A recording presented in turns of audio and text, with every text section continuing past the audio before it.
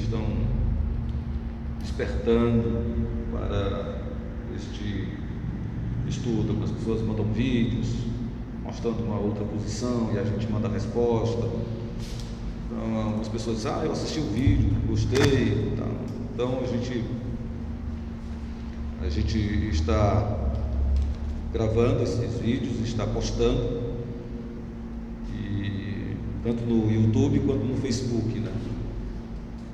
Eu dei uma olhada hoje no Facebook, tinha quase 260 visualizações do primeiro estudo que nós fizemos, do estudo que nós gravamos. Por isso que eles, se forem fazer uma pergunta, um questionamento, façam no microfone para poder, porque a gente percebe que quando faz a pergunta, ninguém ouve porque não é feito no microfone, não dá para entender muito bem.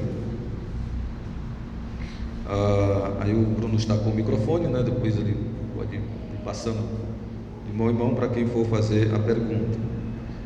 E tem irmãos que não gostam de microfones, eu ia até perguntar, mas vou perguntar mais não, que é no microfone, né? Então, alguns irmãos que não gostam muito de microfone, né? Muito bem. Então nós estamos estudando os 5 pontos calvinistas, ou os 5 pontos da salvação pela graça. Todos os estudos que nós fizermos, nós vamos passar algum tempo estudando este assunto. Todos os estudos que nós fizermos, nós iremos perguntar aos irmãos quais são os 5 pontos, para que digam de cor, para que possa ficar fixado na mente dos irmãos. Então, quais são os 5 pontos calvinistas, ou os 5 pontos da salvação pela graça?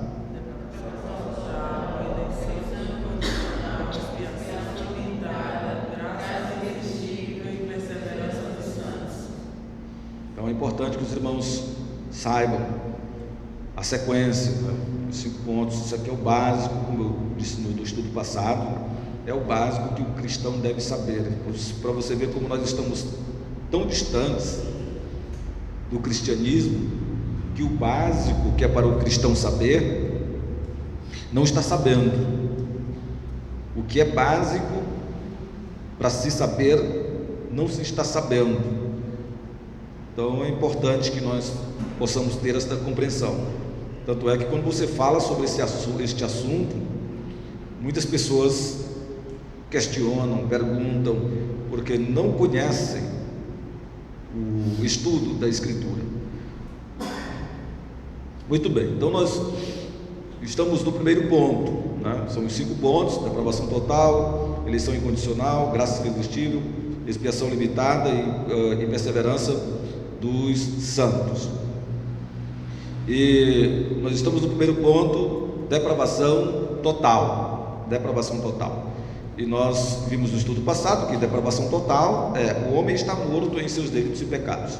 Nós vimos que esta morte aconteceu no Jardim do Éden, quando Adão comeu do fruto, ou Eva comeu do fruto e deu também para Adão. Ali eles morreram espiritualmente, não fisicamente naquele momento, embora a morte que Deus falasse implicasse na morte física e espiritual. Mas ele, no dia que dele comer, certamente morrerás, estava falando da morte espiritual. No dia que comer, morre a morte espiritual. É claro que também, por comer do fruto, também eles passaram a morrerem fisicamente, mas a morte espiritual aconteceu instantaneamente. E nós vimos as razões ou as consequências desta morte, que comprovam esta morte. E vimos que o apóstolo Paulo diz em Efésios 2:1 que ele vos deu vida estando vós mortos nos vossos delitos e pecados. Versículo 5 diz que, estando nós mortos em nossos delitos, nos deu vida juntamente com Cristo. Estando nós mortos, ele se inclui. Nós vimos que Jesus disse que é necessário nascer de novo, porque está morto espiritualmente. Uma certa feita, um jovem diz: mestre, eu quero seguir-te. E Jesus disse: deixa. Aí o jovem diz: mas deixa primeiro eu enterrar o meu pai. Porque naquela época um filho não poderia sair de casa antes que o seu pai morresse. Não se sabe provavelmente o pai daquele jovem não estivesse morto em um caixão ali, porque senão ele não estaria ali com Cristo. Provavelmente era o costume judaico que o filho não poderia sair de casa antes que o seu pai morresse. O filho só poderia sair de casa depois que o seu pai morresse. Então ele disse: deixa primeiro eu enterrar o meu pai, ou seja, deixa primeiro o meu pai morrer. E Jesus disse: deixe que os mortos enterrem seus mortos, tu vai e prega a palavra de Deus. Então deixa que os mortos enterrem seus mortos, ou seja, não pode vários mortos pegarem um caixão de outro morto e levar para enterrar, não tem lógica. Morto não enterra morto, mas o que Jesus estava dizendo: deixa os mortos espirituais enterrarem seus mortos físicos, deixem que os mortos enterrem os seus mortos, disse Jesus. Então Jesus ele mostra em várias passagens a condição do homem sem Deus. O homem está morto, e nós vamos ver hoje que o morto está espiritualmente incapaz. Nós vamos ver as escrituras mostrando realmente a condição do homem, espiritualmente falando, a condição do homem espiritual. Nós vamos ver que a condição do homem espiritual é uma condição realmente de morto. A Bíblia são vários os versículos que vão mostrar nesta noite esta condição do homem. Porque está morto, ele está incapacitado espiritualmente. Vamos ver alguns versículos na Bíblia. Vejamos aí João capítulo 8, versículo 34. João, Evangelho de João, capítulo 8, versículo 34.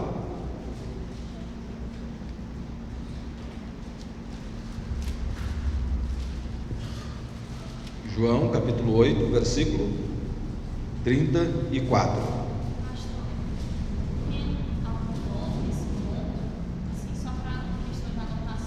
Não, é depravação total. É o primeiro ponto ainda, estamos no primeiro ponto.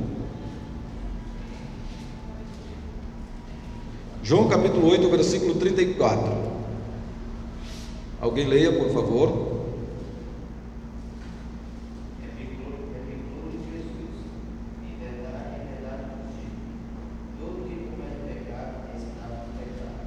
Replicou-lhe Jesus: todo que comete pecado é escravo do pecado.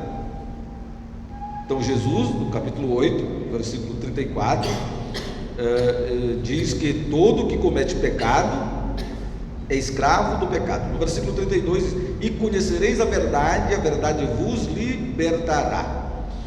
Aí no versículo 34 diz: pois todo que comete pecado, replicou-lhe Jesus, todo que comete pecado é escravo do pecado. As palavras que estão postas na Bíblia, irmãos, não estão postas por acaso. Elas estão ali postas pelo Espírito de Deus, o Espírito Santo, quem inspirou as Escrituras. É a única coisa inspirada, é a Bíblia. Nada mais é inspirado, somente a Bíblia. Nem um cântico, nem uma oração, nem apóstolo, nem profetas. Ninguém foi inspirado, só a Bíblia.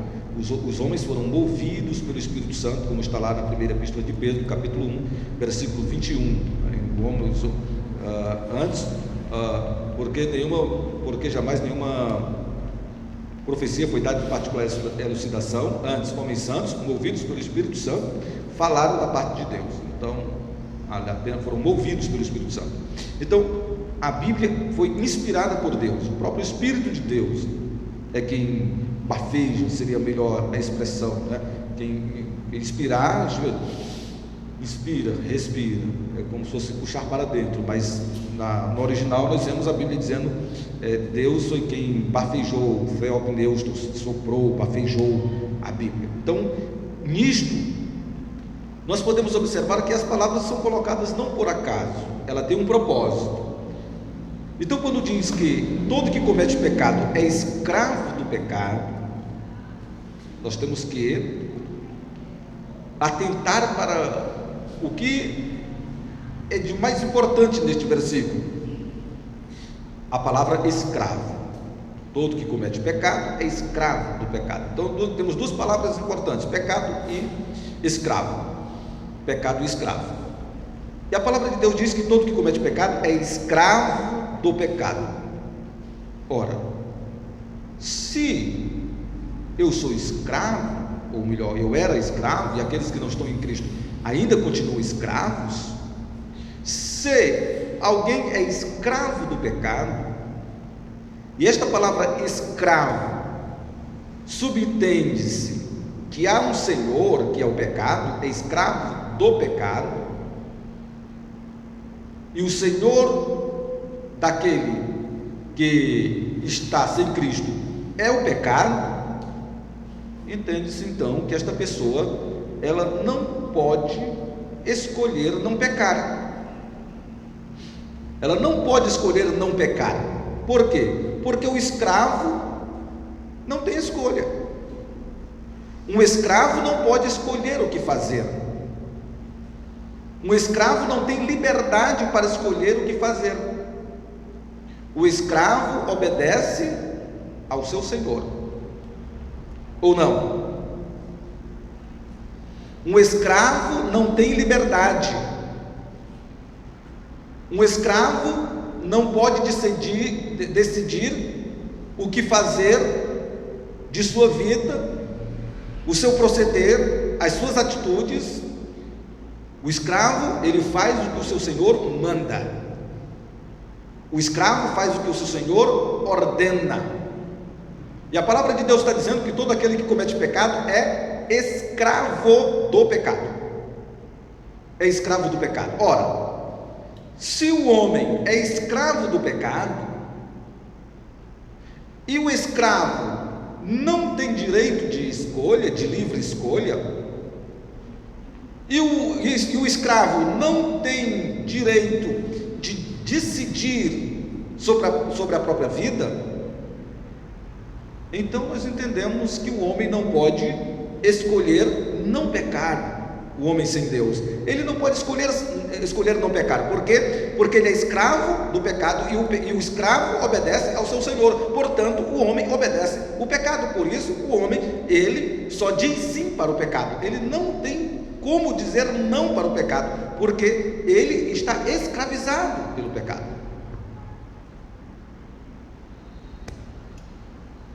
Por isso que o homem, o pecado tem várias ramificações, e o homem não pode se conter ou se controlar. Embora ele se controle em uma área, em outra ele não vai se controlar, porque ele é escravo do pecado, está escravizado pelo pecado. Então, todo que comete pecado é escravo do pecado. Quando Cristo nos encontra, quando Cristo nos alcança, aí sim, nós somos libertos, nós não somos mais escravos do pecado, embora continuemos pecador, mas agora nós temos forças e podemos dizer não para o pecado. Antes de conhecermos a Cristo, nós não podíamos dizer não para o pecado, nós só dizíamos sim, porque nós não sabíamos nem o que era pecado. Quando nós não estamos em Cristo, nós não sabíamos nem o que era pecado. Nós passamos a conhecer o que é pecado depois que estamos em Cristo. Se alguém chegasse para nós e dissesse que tomar uma cerveja é pecado, nós iremos dizer: não, eu estou me divertindo. Eu estou me divertindo. Nós achávamos que ela era uma diversão, embriagar-se, não tomar uma cerveja, mas digamos embriagar-se. Porque a Bíblia fala que o pecado é a embriaguez. Ah, pastor, a gente pode tomar cerveja? Não. Pastor, é pecado se eu tomar um copo de cerveja? Todas as coisas me são lícitas, mas nem todas me convêm. Todas me são lícitas, mas nem todas edificam. Se você toma um copo de cerveja, ou meio copo de cerveja, e não se embriaga, não foi pecado. Não entenda que eu estou dizendo que você pode beber. Não, é melhor não beber. Por quê? Por que é melhor você não beber? Ora, por vários motivos. Primeiro, não vai lhe edificar em nada tomar a cerveja, não vai trazer edificação. Segundo, pode lhe levar a embriaguez. Embriaguez é pecado. Você pode, tomou, gostou, vai tomando, aí embriagou-se, aí pecou, certo? Terceiro, alguém vê você, o irmão tomando cerveja, o crente tomando cerveja, escandalizou. Porque não que digamos, um pouco de cerveja ali vai lhe embriagar, mas alguém viu, escandalizou, e a palavra de Deus diz: se serve de escândalo para o irmão, então já está pecando, então pecou. Então é melhor nem pensar em tomar. Então é bom nem pensar em tomar, certo? A Bíblia diz para a gente fugir da aparência do mal. Então tem que fugir da aparência do mal, tem que fugir das obras infrutíferas das trevas. Então é bom nem tomar. Mas se você se embriaga, tá? Então você se embriagou, então você aí está pecando. Então se você fala para uma pessoa que está no final de semana tomando lá cerveja, está bem alegre, está lá rodada de cerveja, o camarada lá com 10, 20 cervejas, então litros de Red Bull, ou de pá, ou de inchada, ou de machado, sei lá, esses uísques que tem por aí. Ele está lá bebendo, você chegar e dizer: rapaz, o que é que você está fazendo? Estou me divertindo, também sou filho de Deus, rapaz, eu preciso também sou filho de Deus, preciso me divertir, não é só trabalhar não. Então ninguém tinha noção do que era pecado. A gente não sabia nem o que era pecado. A gente vai ter noção do que é pecado depois que Cristo nos encontra. E conhecereis a verdade vos libertará. Aí nós somos libertos da escravidão do pecado. Então nós somos libertos da escravidão do pecado. Antes nós não podíamos dizer não. Chegava um colega e dizia: rapaz, vamos lá tomar uma. Opa, rapaz, eu já estava pensando em ti, olha. Rapaz, eu pensei que tu não viesse aqui. Se tu não viesse, eu ia na tua casa, só para a gente tomar uma. Aí o colega chega, convida, não precisa nem convidar, ele já está dizendo sim, porque é escravo, está escravizado pelo pecado. Mas depois que Cristo nos alcança, depois que Cristo nos liberta, chega o colega: rapaz, vamos tomar uma. Não, rapaz, vou não. Que isso, rapaz? Não, cara, vou não, bebo mais não, pratico mais isso aí não. Por quê, rapaz? Não, rapaz, estou na igreja, estou servindo a Deus. Agora, graças a Deus estou na igreja. Estou servindo a Deus, e eu não quero mais isso para mim. Agora você pode dizer não, mas antes você não podia dizer não. Você só dizia sim, porque você era escravo do pecado. Hoje não é escravo do pecado, embora seja tentado pelo pecado, embora seja tentado pela sua própria natureza pecaminosa, embora seja tentado pelo mundo, pelo diabo. Você, embora seja pecador, você não é mais escravo do pecado, porque você foi livre, foi liberto da escravidão do pecado. Mas aquele que não está em Cristo, ele é escravo do pecado. Todo que comete pecado é escravo do pecado. Portanto, este que está escravizado pelo pecado, ele não pode dizer não. Ele não pode dizer não. Vamos prestar atenção, deixar o celular para depois. Você não pode dizer não para o pecado. Você não pode dizer, ou melhor dizendo, quando você está escravizado pelo pecado, você não pode dizer não, você só diz sim. Você só diz sim. Por quê? Porque é escravo e obedece ao seu Senhor. Porque o escravo obedece ao seu Senhor, e é escravo do pecado, está obedecendo ao seu Senhor, que é o pecado. Muito bem. Então o homem está escravizado. Se ele obedece só ao pecado, ele está inabilitado espiritualmente de fazer o que é bom, porque ele vai obedecer apenas à lei do pecado. Ele não obedece à lei de Deus, vai obedecer apenas à lei do pecado, e não vai obedecer à lei de Deus. Mas o apóstolo Paulo nos dá um outro panorama, nos dá uma outra visão em Efésios capítulo 1, capítulo 2, versículos 1, 2 e 3. Vamos ler esses 3 versículos. Efésios capítulo 2, versículos 1, 2 e 3. Alguém leia, por favor, leia Efésios capítulo 2, versículos 1, 2 e 3.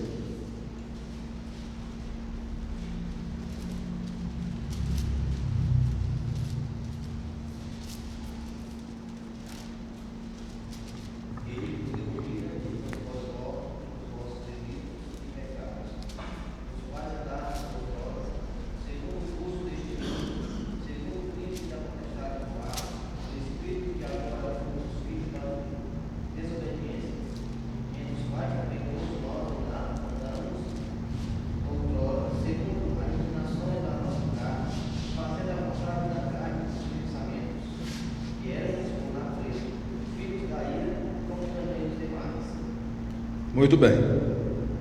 Então aí, irmãos, em Efésios capítulo 2, versículos de 1 a 3, o apóstolo Paulo nos dá uma figura muito interessante. É importante que a gente observe esta figura que o apóstolo Paulo nos dá em Efésios capítulo 2, versículos de 1 a 3.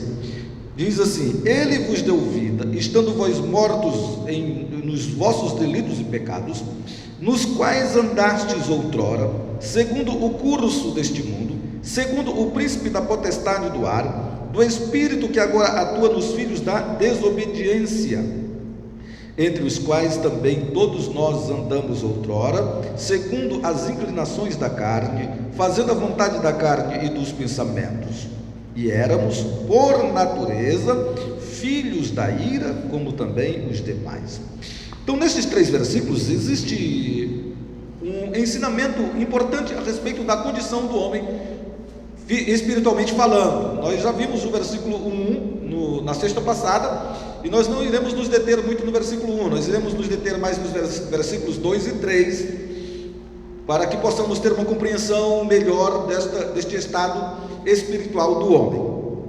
Então o apóstolo Paulo começa dizendo que Cristo nos deu vida aos Efésios, e a nós também, obviamente, não é? Quando ele fala no versículo 5, e estando nós mortos em nossos delitos, nos deu vida juntamente com Cristo, pela graça sois salvos.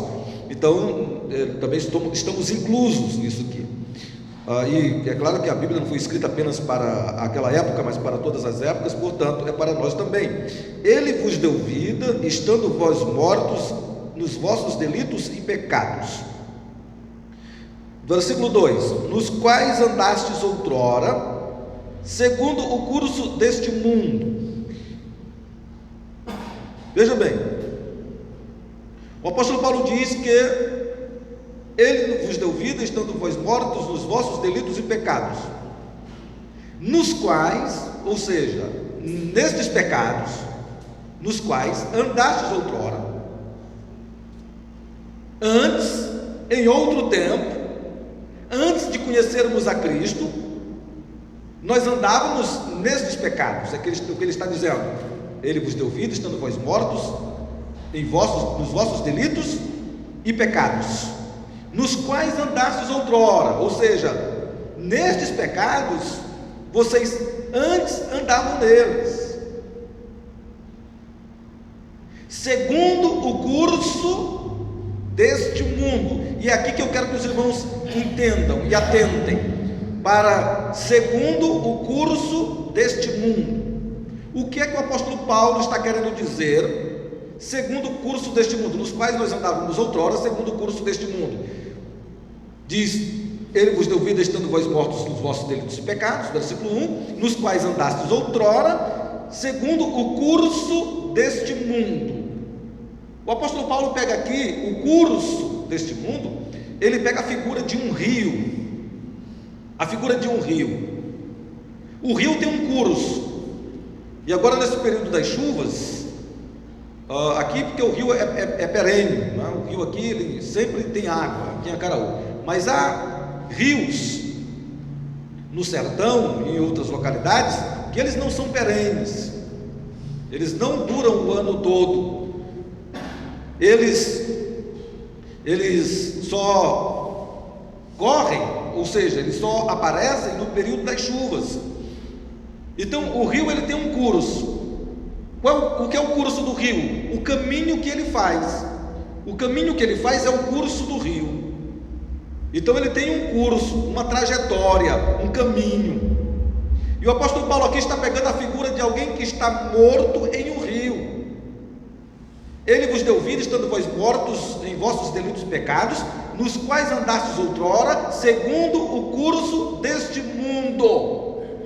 Agora aqui pega a figura do curso de um rio, como se fosse o mundo que jaz no maligno, e nós estávamos lá no mundo, estávamos mortos em nossos delitos e pecados, e éramos arrastados pela correnteza de pecados que o mundo apresenta, e nós não tínhamos como resistir a esta correnteza deste rio. É como se o mundo fosse um grande rio que apresenta as suas práticas pecaminosas, E como nós estávamos mortos em nossos delitos e pecados, nós não podíamos resistir às práticas pecaminosas do mundo. Nós éramos arrastados pela correnteza do mundo, da correnteza das práticas pecaminosas do mundo. Por isso ele diz: Ele vos deu vida estando vós mortos nos vossos delitos e pecados, nos quais andastes outrora, segundo o curso deste mundo. Segundo o curso deste mundo, entre os quais andastes outrora, segundo as inclinações nos quais andastes outrora, segundo o curso deste mundo, segundo o príncipe da potestade do ar, do espírito que agora atua nos filhos da desobediência. O apóstolo Paulo está dizendo que nós, antes de conhecermos a Cristo, o nosso estado espiritual, que é morto, ele diz no versículo 1, fazia com que nós não pudéssemos nadar contra a correnteza que arrasta, que o mundo, com suas práticas pecaminosas, arrasta todos aqueles que ainda não estão em Cristo. Aqui em Acaraú, agora não, mas antigamente a diversão era ir para, uma das diversões era ir para o rio Acaraú. Eu, quando era jovem, fazia muito pirão de siri no rio Acaraú, aqui no rio Acaraú. Juntava uma turma, ia para Barro Liso, ia lá para o Mosqueiro, atravessava o rio, fazia pirão de siri, para pescar de linha. E como era muita gente que ia para essa diversão no rio Acaraú, final de semana, quase todo final de semana estava no rio uma pessoa afogada no rio. Aí morreu uma pessoa afogada lá no Barro Liso, que é para ali para cima. Ia aparecer lá no Mosqueiro, porque a maré levava, a correnteza levava. Quando a maré enchia, trazia de volta. E o morto, enquanto não fosse achado, a maré levava e a maré trazia. Porque ele não tinha forças para lutar contra a correnteza, ele estava morto, ele não podia nadar, ele era arrastado pelo curso do rio. O curso do rio é que dizia para onde ele ia. Ele não podia sair daquele curso, a correnteza vinha e o arrastava, porque estava morto. Assim o apóstolo Paulo diz: nós éramos a semelhança de um morto em um rio, que éramos arrastados pela correnteza das atitudes, das práticas pecaminosas do mundo. Não tínhamos forças para nadar contra, porque estávamos mortos. Mas agora temos vida. Ele vos deu vida, estando vós mortos em vossos delitos e pecados, disse Jesus. Ou melhor, disse o apóstolo Paulo: Ele vos deu vida, estando vós mortos em vossos delitos e pecados, disse o apóstolo Paulo, pelo Espírito de Deus. Agora nós podemos nadar contra a correnteza. O mundo apresenta as suas práticas pecaminosas e nós podemos nadar contra ela, ou contra elas, porque agora nós temos vida. Eu sou o caminho, a verdade e a vida, disse Jesus. E quem tem um filho tem a vida, disse Jesus. Nós agora estamos vivos, nós não somos mais mortos espirituais, porque Cristo nos alcançou. Agora o mundo apresenta as suas práticas pecaminosas e nós podemos dizer não, nós podemos nadar contra, é mais difícil, mas agora nós estamos vivos, nós não somos mais arrastados pelo curso deste mundo, nós não somos mais arrastados como o rio hoje, esse curso deste mundo ainda arrasta aqueles que estão mortos em Cristo. Agora Cristo nos achou, nos deu vida, nós nadamos contra a correnteza. Nós nadamos contra a correnteza, por isso todos os dias nós temos que nadar contra esta correnteza, esta enxurrada, esta corrente, esta correnteza, este curso deste mundo que vem para tentar nos arrastar, mas agora nós temos Cristo, nós nadamos, e os mortos vão passando por nós, os mortos espirituais vão passando por nós, e nós vamos nadando contra a correnteza. Vamos tomar uma lá no bar? Não vou não, estou nadando contra a correnteza. Vamos pegar um baseado. Não quero mais isso. Eu estou nadando contra a correnteza. E os mortos sendo arrastados. Os mortos vão, porque eles estão mortos espiritualmente, estão sendo arrastados pela correnteza. Mas nós agora temos vida. Por isso que o versículo 5 ele diz: estando nós mortos em nossos delitos, nos deu vida juntamente com Cristo. Versículo 5 do capítulo 2. Estando nós mortos em nossos delitos, nos deu vida juntamente com Cristo. Pela graça sois salvos. O apóstolo Paulo pega esta figura do rio e ele fala mais ainda.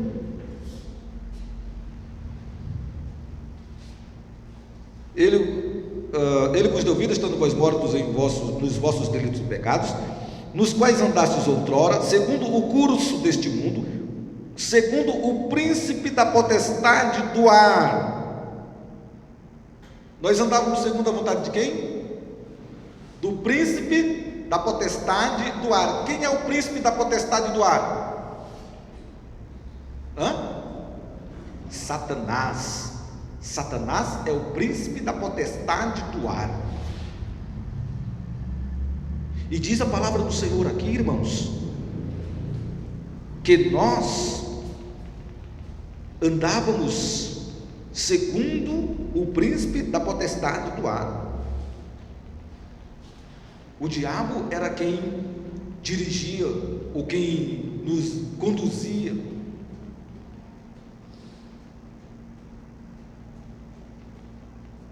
Segundo o príncipe da potestade do ar, do espírito que agora atua nos filhos da desobediência. Quem é que atua nos filhos da desobediência? O príncipe da potestade do ar. O diabo é que atua nos filhos da desobediência. Quem é que atua em nós? O Espírito Santo, porque a palavra do Senhor diz que todo aquele que é filho de Deus é guiado pelo Espírito de Deus. O apóstolo Paulo diz: se alguém não tem o Espírito de Cristo, este tal não é dele. Em nós está o Espírito de Deus. Nos filhos da desobediência, quem domina? O príncipe da potestade do ar, do Espírito que agora atua nos filhos da desobediência. Quem que atua nos filhos da desobediência? O Espírito do príncipe da potestade do ar. Por isso nós vemos o mundo cada vez pior.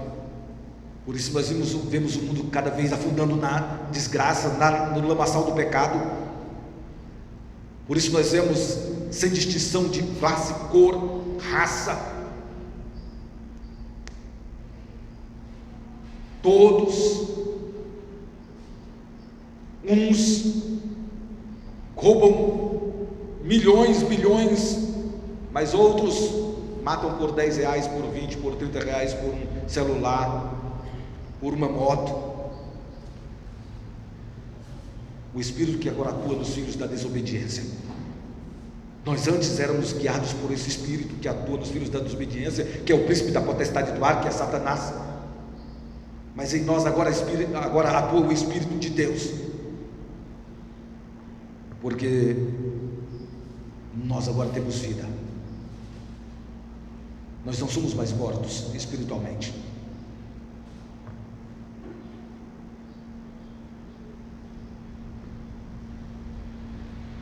Nos quais andastes outrora, segundo o curso deste mundo, segundo o príncipe da potestade do ar, do Espírito que agora atua nos filhos da desobediência, entre os quais também todos nós andamos outrora, segundo as inclinações da carne, fazendo a vontade da carne e dos pensamentos, e éramos, por natureza, filhos da ira, como também os demais. Interessante que no versículo 3 diz: entre os quais quem? Filhos da desobediência, porque o ponto e vírgula está explicando o que vem na afirmação anterior, e na afirmação anterior está dizendo: nos quais andastes outrora, segundo o curso deste mundo, segundo o príncipe da potestade do ar, do Espírito que agora atua nos filhos da desobediência, entre os quais, ou seja, entre estes filhos da desobediência, também todos nós andamos outrora, ou seja, antes de conhecermos a Cristo, todos nós estávamos entre os filhos da desobediência, e éramos dominados pelo príncipe da potestade do ar, Satanás, fazendo a vontade da carne e dos pensamentos. Nós fazíamos a vontade da carne e dos pensamentos. Nós fazíamos o que a nossa carne pedia e o que nós pensávamos. Nós não obedecíamos a lei nenhuma, espiritualmente falando. Espiritualmente nós não obedecíamos a lei nenhuma. Obedecíamos a lei dos homens, porque senão íamos presos, e muitos nem a lei dos homens obedecem. As leis do nosso Código Civil, Código Penal, a Constituição. Mas nós não obedecíamos lei espiritual nenhuma, nós fazíamos a vontade da carne e dos pensamentos. Ninguém manda na minha vida, eu faço o que eu quiser da minha vida. Era assim que nós agíamos. Eu já sou de maior, eu sou dono do meu nariz, não se metam na minha vida. Era assim que a gente dizia. Fazíamos a vontade da carne e dos pensamentos. As pessoas dizem: a sua cabeça seja o seu guia. As pessoas dizem isso. Não, irmãos, se nós formos guiados pela nossa cabeça, pelos nossos pensamentos, nós vamos nos dar mal. Ainda hoje, como cristãos, se nós formos guiados pelos nossos pensamentos, nós vamos nos dar mal. Mas as pessoas dizem: a sua cabeça é o seu guia. Não, nosso guia é a palavra de Deus, nosso guia é o Espírito de Deus. Nós temos agora um pastor, nós ouvimos a voz agora de um pastor, que é Cristo. Cristo é o nosso bom pastor, e ele diz: as minhas ovelhas ouvem a minha voz e me seguem. Hoje nós ouvimos a voz de Cristo e seguimos a Cristo. Nós agora não seguimos a vontade da carne e dos pensamentos mais. Hoje nós seguimos a vontade de Cristo. A nossa vontade morreu. Por isso o apóstolo Paulo diz: porque o mundo está crucificado para mim e eu para o mundo. Na cruz o mundo foi crucificado para mim e eu para o mundo. Por isso que o apóstolo Paulo diz: não sou eu mas quem vive, mas Cristo vive em mim. E o viver que agora vivo na carne, vivo no Filho de Deus. Por isso que Jesus disse: quem quiser vir após mim, negue-se a si mesmo, tome a sua cruz a cada dia e siga-me. Hoje nós não fazemos mais a vontade da carne e dos pensamentos. Hoje nós temos uma obediência, nós obedecemos a Cristo. Mas aqui a palavra de Deus diz: entre os quais, ou seja, entre os filhos da desobediência, que nós andávamos outrora, seguindo a vontade da carne e dos pensamentos. Hoje, as pessoas, como é que elas vivem no mundo? Fazendo a vontade da carne e dos pensamentos. O que acha que deve fazer, faz. O que a carne deseja fazer, faz.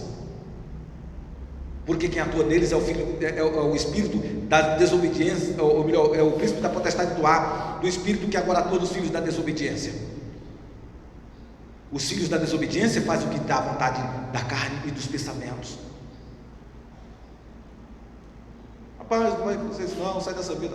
Manda minha vida, não tiver na tua vida, rapaz, a vida é minha, eu faço o que eu quiser. Quem manda nela sou eu. Quem manda nela sou eu. Eu bebo é com meu dinheiro, compro droga é com meu dinheiro, eu jogo é com meu dinheiro. Tem o que tem? Segue a vontade da carne e dos pensamentos, entre os quais todos nós andávamos outrora. Porque quem atua neles é o filho, é o espírito do príncipe da potestade do ar, do espírito que agora atua nos filhos da desobediência. Este é o estado do homem sem Deus, morto, arrastado pelo curso deste mundo, sem poder reagir, porque ele não pode reagir, porque ele está morto, não pode nadar contra a correnteza, não tem forças. Às vezes até quer sair, mas não consegue, porque não não tem forças porque está morto espiritualmente.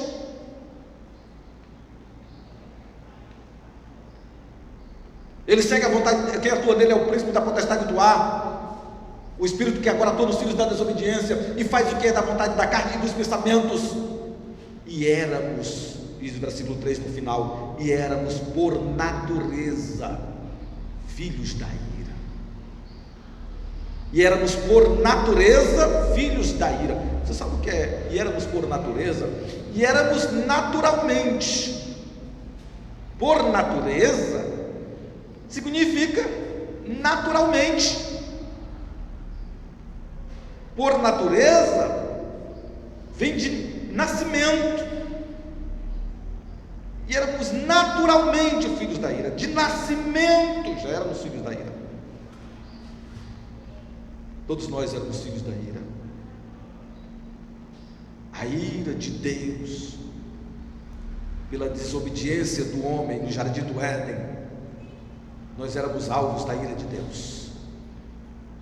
Todos os descendentes de Adão são alvos da ira de Deus, pela desobediência no jardim do Éden. Cristo vem e nos liberta e retira de sobre nós esta ira. A ira de Deus agora é lançada sobre Cristo na cruz. Por isso ele diz: tetelestai, está consumado. O escrito de dívida que era contra nós, ele riscou, foi riscado. O escrito de dívida que era contra nós. Por isso que no momento que ele está na cruz, ele se sente tão desprezado que ele diz: Eli, Eli, lama sabachthani, Deus meu, por que me desamparaste? No momento em que a ira de Deus cai sobre Jesus Cristo, a ira que era para cair sobre nós, cai sobre Jesus, e ele se sente ali desamparado na cruz, porque recebe sobre ele a ira de Deus. E éramos por natureza filhos da ira. A ira de Deus pela desobediência do homem no jardim do Éden agora estava sobre nós, mas Cristo agora toma sobre si a ira de Deus. O castigo que nos traz a paz estava sobre ele. E aí Romanos capítulo 8, versículo 1 diz: nenhuma condenação há mais para quem está em Cristo Jesus, nosso Senhor. A ira de Deus foi aplacada em Cristo, e todo aquele que está em Cristo não é mais alvo da ira de Deus, mas todo aquele que não está em Cristo continua sendo alvo da ira de Deus. Por isso que diz Efésios capítulo 2, versículo 3: e éramos por natureza filhos da ira. Éramos. Se diz que éramos, está no pretérito perfeito. Eu era, tu eras, ele era, nós éramos, vós erais, eles eram. E éramos, porque não somos mais. Está dizendo Efésios: e nós éramos por natureza filhos da ira. Éramos porque não somos mais filhos da ira. Mas o versículo 3 diz: entre os quais todos nós andávamos outrora. É isso que diz o versículo 3, capítulo 2: entre os quais também todos nós andávamos outrora, segundo as inclinações da carne fazendo a vontade da carne e dos pensamentos, e éramos por natureza filhos da ira, como também os demais. Quando nós estávamos lá entre os filhos da desobediência, nós éramos por natureza filhos da ira, como também os demais. Hoje nós não somos filhos da ira, como também os demais, porque nós estamos em Cristo. Por isso que ele diz: e éramos por natureza filhos da ira, como também os demais. Quem são estes demais? Os que ainda permanecem lá como filhos da desobediência, aqueles que ainda não foram alcançados por Cristo, aqueles que ainda não vivem segundo o Espírito de Deus. Eles estão lá, como também os demais. Nós éramos por natureza filhos da ira, como também os demais ainda são. É isto que quer dizer esse texto. E éramos por natureza filhos da ira, como os demais ainda são os que estão lá entre os filhos da desobediência.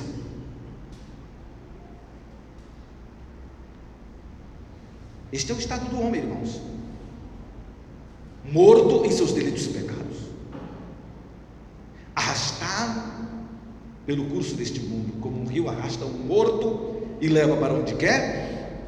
As tendências pecaminosas, as práticas pecaminosas deste mundo vêm como uma correnteza e arrasta aqueles que não estão em Cristo para onde quer,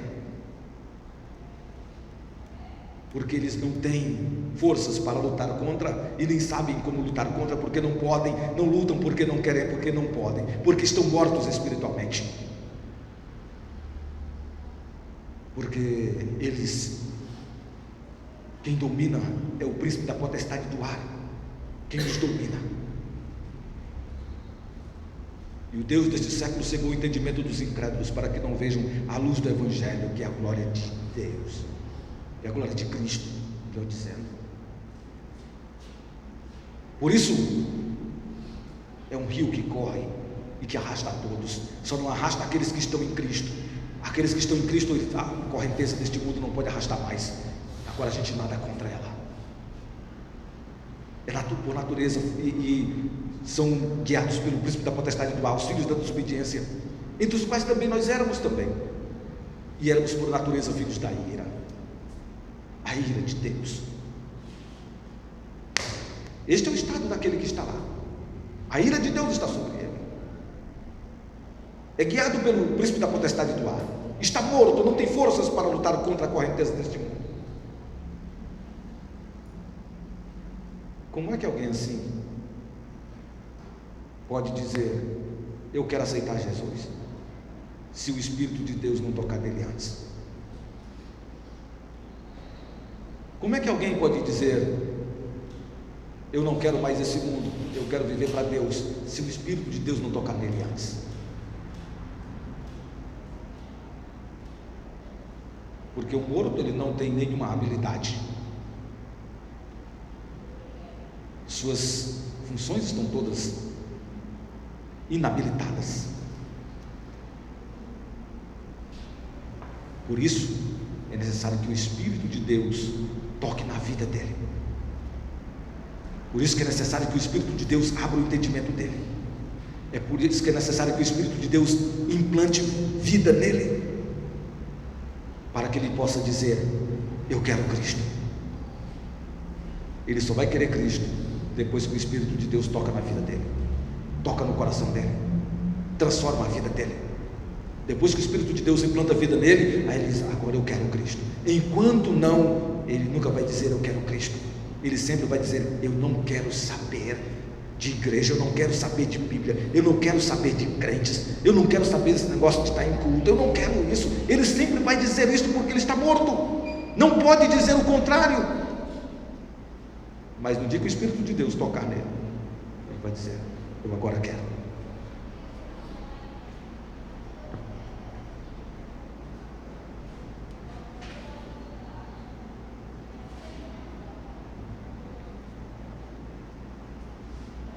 Dos quais andastes outrora, segundo o curso deste mundo, segundo o principado,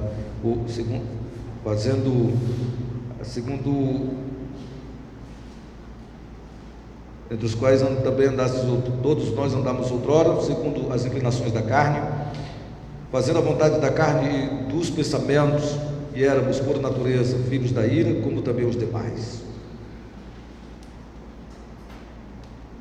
Nós iremos parar por aqui, irmãos. Iremos continuar ainda no primeiro ponto, na próxima sexta. Este primeiro ponto é o mais longo. O primeiro ponto é o que mais nós detalhamos. Primeiro ponto, segundo ponto e terceiro ponto os que mais nós detalhamos. Depravação total, eleição incondicional e expiação limitada é o que mais nós detalhamos. Esses três pontos são muito bem detalhados, não que os outros não sejam, mas estes são bem detalhados. Então nós vamos passar algumas sextas só no primeiro ponto, porque nós vamos pegar os versículos, vamos não só ler os versículos, mas vamos entender os versículos. É importante isso. E por isso nós iremos demorar um pouco no primeiro ponto, que é depravação total, que vai trabalhar a questão do homem estar morto espiritualmente, e vai também trabalhar a questão do livre-arbítrio. Tanto o primeiro como o segundo ponto também vai trabalhar, o segundo ponto também vai trabalhar um pouco o livre-arbítrio, mas aqui, principalmente neste primeiro ponto, é que nós vamos trabalhar bem a questão do livre-arbítrio. Se o homem pode escolher por si mesmo, sem uma intervenção divina, Deus, servir a Deus. Livre-arbítrio é isto. O que é o livre-arbítrio? É se o homem pode, por si só, sem uma intervenção divina, escolher servir a Deus. Isto é livre, é o que se discute em livre-arbítrio. Sem Deus tocar nele, sem Deus intervir, se o Espírito de Deus abrir o seu entendimento, ele sozinho pode dizer: eu quero servir a Deus, eu quero abandonar o mundo e vou servir a Deus. Se ele pode sozinho, por si só, fazer isto, ou se para ele fazer isto, ele primeiro precisa ser tocado pelo Espírito de Deus. Então o livre-arbítrio vai justamente trabalhar nesta situação. Não é livre agência. Há uma diferença entre livre agência e livre arbítrio. Então não é a livre agência. Livre agência é a liberdade que você tem de agir, né? De botar uma roupa de uma cor, de comer uma determinada comida e tal. Isso é a livre agência. Agora o livre arbítrio, no sentido da salvação, é o que se tem que definir pelas Escrituras. Se o homem sozinho, sem o auxílio do Espírito Santo, ele pode dizer: eu quero servir a Deus. Ou se para ele dizer isso, ele antes tem que ser tocado pelo Espírito Santo.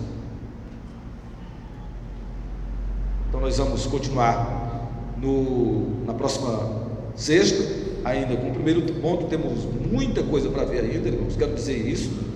Temos muitos versículos para vermos ainda sobre esse primeiro ponto. Nós queremos mastigar o máximo possível, deixar bem mastigado o máximo possível esse estudo, para que os irmãos possam compreender bem, para que possam ter condições, como disse o apóstolo Pedro na leitura que nós fizemos hoje no culto, para estarmos sempre prontos a respondermos todos quantos pedirem razão da esperança que há em nós.